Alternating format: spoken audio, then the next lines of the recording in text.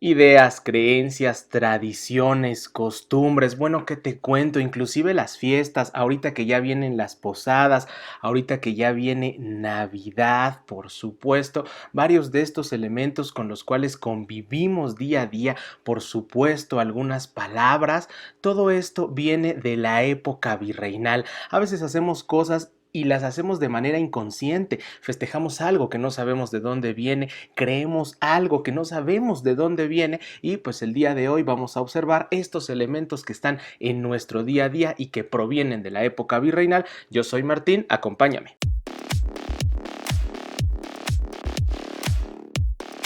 La historia es una disciplina que nos permite observar esta relación que existe entre el pasado y el presente. El objetivo del tema de hoy pues es observar varios de los elementos que surgieron durante la época virreinal y con los cuales pues, nos topamos día a día, ¿no? Forman parte de nuestras costumbres, de nuestras tradiciones, de la manera en la cual hacemos las cosas y pensamos las cosas. En ese sentido pues tenemos que remitirnos obviamente pues a una de las palabras más importantes que es el mestizaje, ¿no?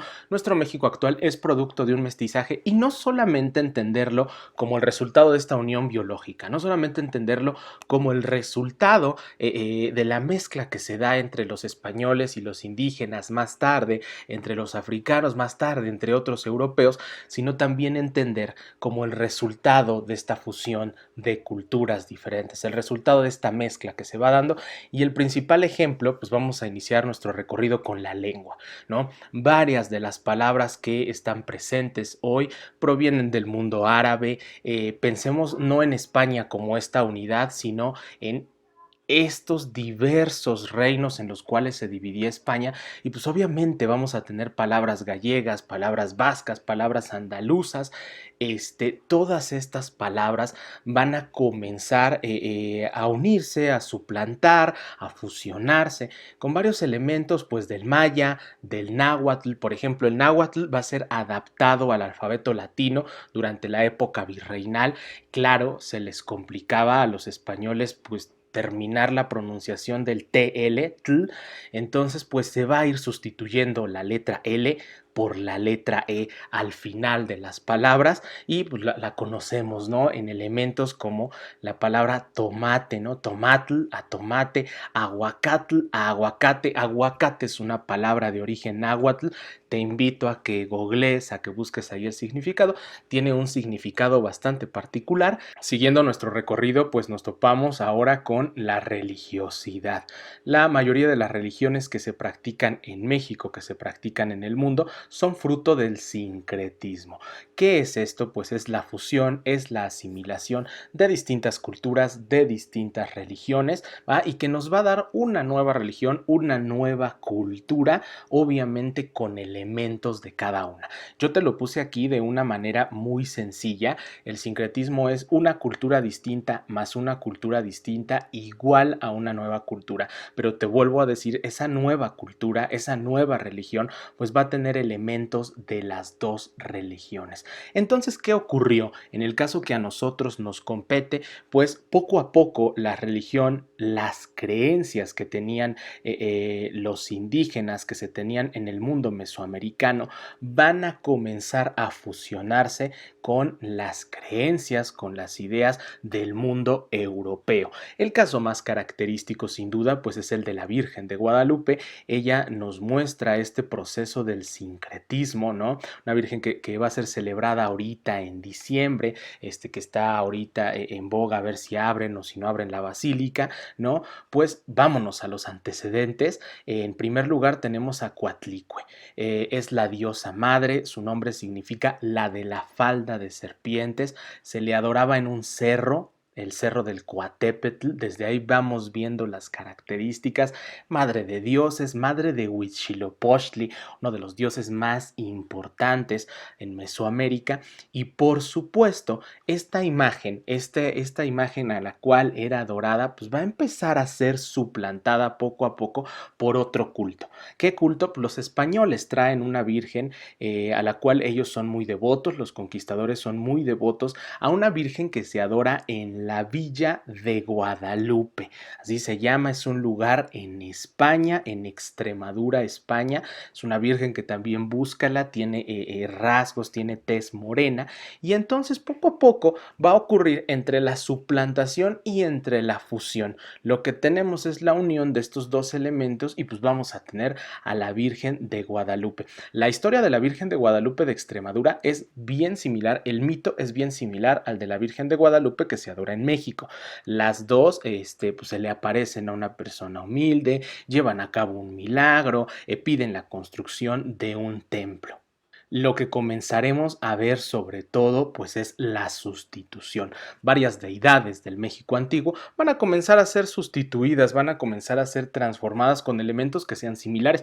Por ejemplo, Tlaloc, un dios que tiene que ver con el agua, que tiene que ver con las lluvias, pues va a comenzar a ser trocado ahí por uno de los santos importantes del catolicismo como es San Juan Bautista. Esto lo empiezan a hacer las órdenes religiosas. La idea es evangelizar, la idea es la conquista espiritual y sobre todo que el cambio no sea tan abrupto, que las personas sigan teniendo elementos pues similares, elementos con los cuales se identifiquen. Por eso es que tenemos un montonal de santos en la actualidad en nuestro México. No podemos hablar de la religiosidad si dejamos fuera las órdenes religiosas. Estas son las tres primeras que vienen a evangelizar: los franciscanos, los dominicos, los agustinos.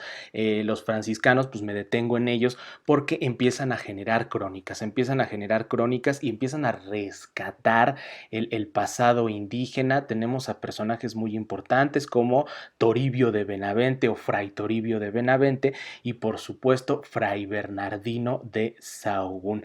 Asimismo, tenemos un calendario religioso. Qué padres son las vacaciones, pues ahorita ya vienen las vacaciones decembrinas, pero pues detengámonos en los dos periodos vacacionales. El primero es de Semana Santa, una cuestión ligada a la religiosidad, y el segundo pues tiene que ver con la natividad del Señor. Esta palabra natividad proviene del latín, que es nativitas y significa nacimiento.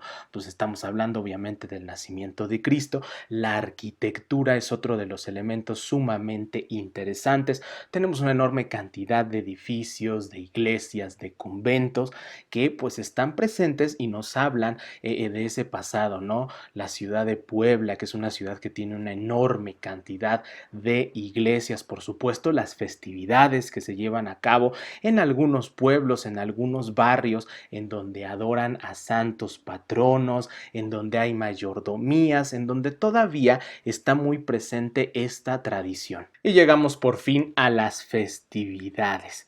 Una enorme cantidad de las fiestas que llevamos a cabo pues son producto de la mezcla de lo indígena con lo europeo, son resultado de este sincretismo, esta palabra que yo te refería hace un momento. Y si pensáramos en las festividades que la mayoría de la gente celebra, la mayoría de la gente lleva a cabo, pues las resumimos en estas. Digo, si tú tienes una festividad más que tiene que ver con ese mundo, pues escríbelo, déjalo ahí en el comentario, me gustará leerlo. Y en ese sentido, pues tenemos primero el 6 de enero, ¿no? Los Reyes Magos, se parte la rosca misma pues trae unas personas dicen trae un monito, me salió el mono. No, no, no es un mono, simboliza al niño Dios. Obviamente hay todo un simbolismo en esa rosca. Si te tocó el niño, pues después tienes que pagar los tamales, tienes que o hacer tamales o comprar tamales para celebrar pues el Día de la Candelaria. Siguiendo eso pues viene la Semana Santa, ¿no? Que también le llaman la Semana Mayor, que está precedida, antes ocurre pues el Carnaval, una fiesta de los excesos. A lo largo de México, en distintos estados, pues se dan carnavales, muy famoso obviamente el de Veracruz. Es una fiesta que te decía yo tiene que ver con los excesos, es una festividad que se remonta a mucho tiempo atrás, celebrando obviamente al dios del vino. Es una fiesta en la cual existe un ambiente permisivo, en el cual está permitido lo que de manera normal no está permitido, ¿no? Es una fiesta en donde abunda, te decía yo, el exceso, lo carnal, la música, y obviamente después del carnaval viene la cuaresma, que la cuaresma pues es muy simbólica. tiene que ver en algunos casos con elementos bíblicos, tiene que ver con los 40 días que pasa Cristo en el desierto, tiene que ver con referencias bíblicas como el diluvio. Después, siguiendo en ese orden de los acontecimientos, pues viene el Día de Muertos, que ya hablamos en otro video del Día de Muertos, que es la fusión de los elementos prehispánicos con los elementos europeos. Por supuesto, vienen las posadas. Esta serie de micro representaciones en donde José, en donde María, pues están viajando y están buscando quién les dé posada, o sea, quién les dé alojamiento, porque pues vienen huyendo y aparte ya van a ser el niño, y entonces pues sí, varias personas llevan a cabo posadas. Al final de la posada se rompe una piñata. La piñata tradicional tiene 7 picos, ¿no? Y esos 7 picos, pues sí, nos remontan también a elementos religiosos, a elementos de tradición, significan los 7 pecados capitales. Y pues después llegamos a Navidad. Muchas de las personas celebran Navidad, hay personas que celebran Navidad y no saben ni siquiera qué celebran, y pues el elemento principal de la Navidad, sí, es el nacimiento de Cristo, ¿no? Es también obviamente el momento en el cual la familia se reúne. Por supuesto, también tenemos festividades, tradiciones, música, danza que provienen del mundo indígena, que también se fueron mezclando en algunos elementos con el mundo español, pero que sobre todo nos remiten a ese mundo indígena y que han sido declaradas como patrimonios intangibles de México ante el mundo. Es el caso de la pirecua o las pirecuas, este género musical propio del estado de Michoacán, propio de los purépechas, los voladores de Papantla, los parachicos, es una danza muy importante ahí en el estado de Chiapas, y varios elementos que perviven de este mundo indígena y que todavía están presentes en nuestro día a día. No podemos terminar este recorrido si no hablamos del aspecto social y del aspecto político. La forma en la cual se divide, se administra de manera política nuestro territorio, pues proviene obviamente de la época virreinal. Nosotros usábamos la palabra Distrito Federal para los que viven en lo que ahora llamamos Ciudad de México. Obviamente la división que existía en provincias para poder administrar ese enorme territorio de la Nueva España, y tenemos palabras con las cuales todavía estamos en contacto, formas de administrar el territorio, obviamente ya con sus cambios, obviamente con sus variantes, pero es sumamente común oír alcaldía, oír municipio, oír ayuntamiento.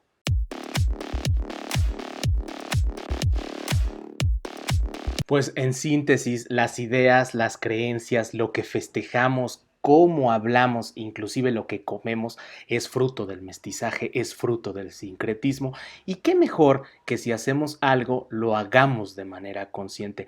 Esa es la función de la historia, permitirnos saber de dónde vienen las cosas con las cuales convivimos día a día. México pues es fruto de ese sincretismo, es fruto de ese mestizaje. Yo soy Martín y te veo muy pronto.